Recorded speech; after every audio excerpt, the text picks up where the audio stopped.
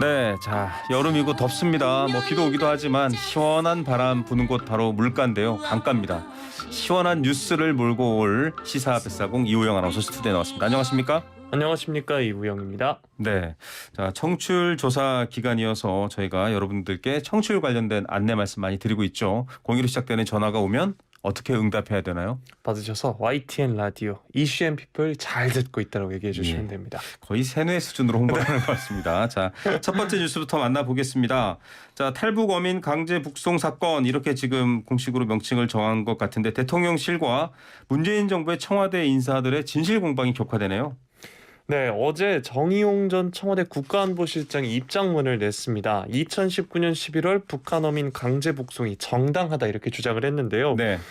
귀순 의사의 진정성이 없고 북방 한계선 인근에서 도망치다 우리 해군에 잡힌 데다 우리 사회에서 받아들일 수 없는 흉악범이다 이렇게 이유를 들었습니다. 네, 저희도 또 관련한 전문가 인터뷰를 했었죠.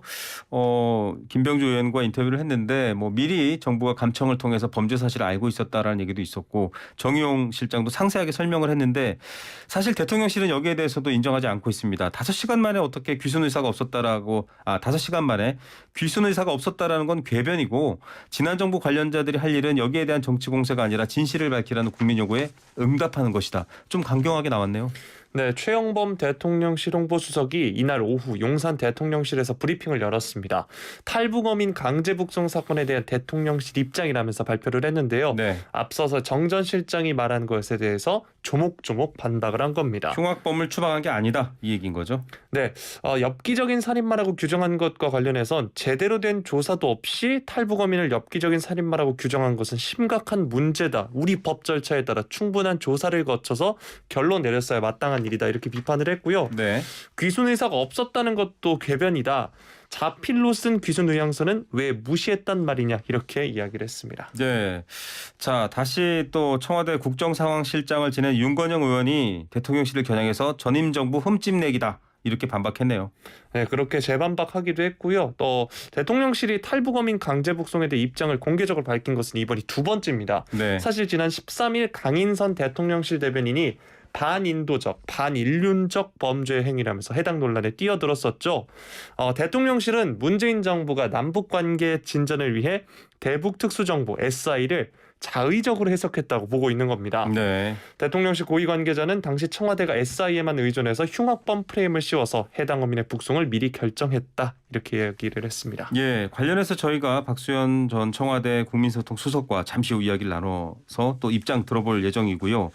자, 통일부 지금 뭐 정부가 바뀐 대통령이 바뀐 이후로 정부 기관들이 좀 기존 정부와는 상반된 입장들을 많이 내놓는데 통일부도 지금 그중에 하나입니다. 동영상도 공개할 수 있다 이런 얘기 나왔다고요. 네, 통일부는 당시 현장에 있던 직원들을 대상으로 개인적으로 촬영한 영상이 있는지 확인을 해봤는데 네. 한 명이 이 영상을 휴대폰으로 촬영한 것으로 확인됐다 이렇게 나왔습니다. 네. 다만 해당 영상이 이제 개인이 촬영한 자료다 보니까 이 법률적인 검토를 진행 중이라고 했고요. 사실 12일에 미공개 사진들을 공개했었고 이 당시 이제 동영상도 촬영됐다 주장이 제기됐었는데 사진 공개 닷새 후 동영상이 있다는 입장도 공식적으로 밝힌 겁니다. 예. 자, 윤석열 대통령 이른바 도어 스태핑이라고 불리는 출근길 기자들과 질의응답 시간에 이 관련 사안에 대해서 뭐라고 얘기했나요? 네, 오늘 윤석열 대통령은 모든 국가의 사무가 헌법과 법률에 따라 진행돼야 한다는 원칙론 외에는 따로 드릴 말씀이 없다 이렇게 말했습니다. 네. 사안에 대해서 뭐 소탈하게 본인 생각을 많이 얘기하던 것과는 좀 다르다라는 느낌도 있네요. 자, 두 번째 소식입니다. 앞서 저희가 들려드렸는데요. 이재명 의원 예고대로 알고 있었던 대로 당대표 출마 선언했습니다. 네, 이재명 의원 어제 국회에서 기자회견을 열고 당대표 출마를 선언하면서 이기는 민주당을 만들겠다 이렇게 약속을 했습니다. 네. 자, 이게 지금 이기는 민주당 만드는 것이 책임을 지는 일이다. 지난 두 번의 선거의 패배 이렇게 얘기를 했어요. 네, 민생 실용정당 만들겠다 이렇게 얘기를 했는데요. 네. 상대의 실패에 기대는 반사이익 정치를 끝내고 스스로 혁신하며 체감되는 성과로 국민의 사랑과 기대를 모아가겠다 이렇게 다짐을 했고 가장 큰 책임, 지난 지방선거 대선 패배 가장 큰 책임은 본인에게 있다 이렇게 말을 했습니다. 예, 자, 그래서 더 책임지겠다 이런 입장이라고 하는데요.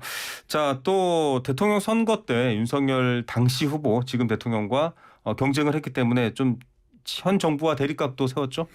네, 이 의원은 윤석열 정부를 향해서 경제 민생 위기에 손 놓은 산무, 무능, 무책임, 무기력 정권이다 이렇게 네. 규정을 했고요. 2달 만에 새 정부에 대한 기대가 무너지고 있다. 민생 정치 대신 보복과 뒷조사가 능사인 퇴행적 검찰 정치를 배경으로 이렇게 꼽기도 했는데요. 네. 자신을 향한 이 검경 수사가 이뤄지고 있는 점에 대해서는 정치 보복이다 이렇게 규정을 했습니다. 네. 자, 조용한 수사가 아니라 오히려 자꾸 시끄럽게 해서 뭔가 망신 주는 거 아니냐 이런 의도를 비판했다 이렇게 알려졌습니다. 당 내에도 지금 사실은 이재명 의원을 비판하는 분들이 많습니다. 서른 의원도 출마를 하면서 여러 가지 비판을 하고 있고 97 세대들도 좀 비판을 하고 있죠. 거기에 대해서는 뭐라고 얘기했나요? 네, 당내를 향해선 통합을 강조를 했는데요. 이 개파 공천, 사천, 공천 학살이라는 단어는 사라질 것이다 이러면서 비이재명계 공천 불이익 우려를 다독였습니다. 네. 누가 되더라도 당대표 공천권을 내려놓자는 경쟁주자 강병원 의원의 제안에는 이미 있는 당의 훌륭한 공천 시스템을 확대하는 것이 바람직하다면서 선을 긋기도 했습니다. 네. 자, 설훈 의원도 당권 도전 선언을 했습니다. 좀 강력한 표현을 쓰면서 이재명 의원을 견제했죠. 네. 친 이낙연계 주자로 보이는 5선 설훈 의원이 같은 날에 이제 출마 선언을 했는데요. 이 의원을 겨냥해선 폭주하는 기관차를 세우겠다 이렇게 선언을 네. 했습니다. 이렇게 민주당은 당대표 출마자 총 선언한 사람이 9명으로 늘었습니다. 네. 하지만 이 중에서는 이 박지원 전 비상대책위원장도 포함되어 있는데요. 네. 박 전 위원장은 당 차원에서 피선거권이 없다는 결정을 내린 만큼 8명 구도로 치러질 가능. 9명 출마, 사실상 8명의 경쟁 이렇게 네, 보는 맞습니다. 것 같습니다. 컷오프를 통해서 최종 3명이 추려지고요. 그 3명이 또다시 경쟁을 해서 한 명의 당대표를 뽑게 되는 과정이 있습니다. 어대명, 어차피 대표는 이재명 아니냐 이런 말이 있지만 또 이렇게 반대급부에 계시는 분들이 많이 모이면 혹은 단일화를 하면 달라질 수 있을 것 같기도 하고요. 네, 뭐 단일화 얘기가 이런 변수로 나오긴 하는데 상황을 한번 지켜봐야 될 것 같습니다. 네, 전당대회 일정은 어떻게 됩니까? 네, 전당대회 일정은 오는 28일 본경선에 오를 당대표 후보 3명을 추리는 예비 경선을 실시하고요. 다음 달 28일 전당대회에서 새로운 당대표가 선출됩니다. 네, 7월 28일 일단 본선에 오르는 3명이 누구인가 이런 것부터 좀 관심을 갖고 봐야 될 것 같습니다. 네. 세 번째 소식입니다. 자, 여행자 면세 한도. 해외여행 갔다가 면세품 사서 들어올 수 있는데 그 한도가 정해져 있었잖아요. 그게 $800로 오른다고요? 네, 추경호 부총리 겸 기획재정부 장관이 그제 인도네시아 발리에서 열린 G20 재무장관 중앙은행 총재 회의 취재 기자단과의 간담회에서 코로나19로 어려움을 겪어온 관광산업 지원을 강화하기 위해서 2014년 이후로 고정된 여행자 휴대폰 면세 한도의 상향 조정을 추진하겠다 이렇게 말을 했습니다. 이게 사실은 뭐 코로나 때문에 많은 분들이 여행 갔다 오신 지 오래되셔가지고 기억이 가물가물하실 것 같아요. 제가 알기로는 한 60만 원 정도, $600 이 정도였지 않나요? 네, 현재를 살펴드리면 면세 범위부터 살펴드리면 주류는 한 병, 예. 향수는 60ml, 담배 200개피, 기타 합계 $600 이하의 물품입니다. 네. 이게 2014년 9월에 이제 정해진 건데요. 정부는 지난 3월 18일부터 원래 $5,000였던 내국인의 면세점 구매 한도를 폐지했는데 면세 한도는 바꾸지 않았습니다. 네. 이 경제협력개발기구 OECD 평균 면세 한도가 $500 중반 수준인 점을 고려했다는 게 지난해 말의 정부의 설명이었습니다. 예, 면세 한도 상향이 필요하다 이런 말인가요? 네, 추 부총리는 현재 $600 수준과 유사한 국가도 굉장히 많다. $600로 설정해 놓은 기간이 한참 됐기 때문에 여러 상황 변화도 감안하고 최근 관광산업 등의 어려움이 있어 관광 활성화 차원에서 $800 정도로 높일 생각이다 이렇게 말을 했습니다. 네. 자, 해외 여행자 수는 계속 늘어났었지만 지금 코로나 때문에 많이 주춤하고 있죠. 네, 해외 여행자 수 2019년에는 2,800만 명이 넘었었는데 2020년엔 428만 명이었고요. 네. 지난해는 122만 명으로 줄었습니다. 네. 우리나라의 면세 한도가 다른 나라랑 비교해서는 어떤가요? 네, 조금 전에 소개를 해드렸었는데 OECD와 유럽연합의 평균 면세 한도는 각각 $566, $509. 그러니까 우리나라보다 낮은 수준입니다. 그러네요. 그런데 주변 경쟁국인 중국은 $776고요. 일본은 약 $1,821입니다. 네. 그래서 이제 면세 한도가 한국보다 높은 수준입니다. 자, 또 추경호 부총리가 여러 가지 얘기를 하는데 비거주자 외국 법인이 우리나라의 국채와 통화 안정 증권을 거래해서 얻은 이자, 양도소득은 과세하지 않는다. 이렇게 또 밝혔네요. 네, 외국인의 국채 투자를 유인하기 위해서 세계 국채지수 편입을 추진하고 있는 만큼 글로벌 스탠다드에 맞게 관련 제도를 손보겠다 이런 취지인데요. 네. 이 세계 국채지수 편입 국가 대부분은 외국인 국채 투자 이자 소득에 대해 과세하지 않는다고 합니다. 네. 외국인의 국채 투자가 늘면 국채 금리가 인하되고 환율도 하락되고 이 국채 외환 시장 안정도 기대할 수 있다는 게 정부의 설명입니다. 네.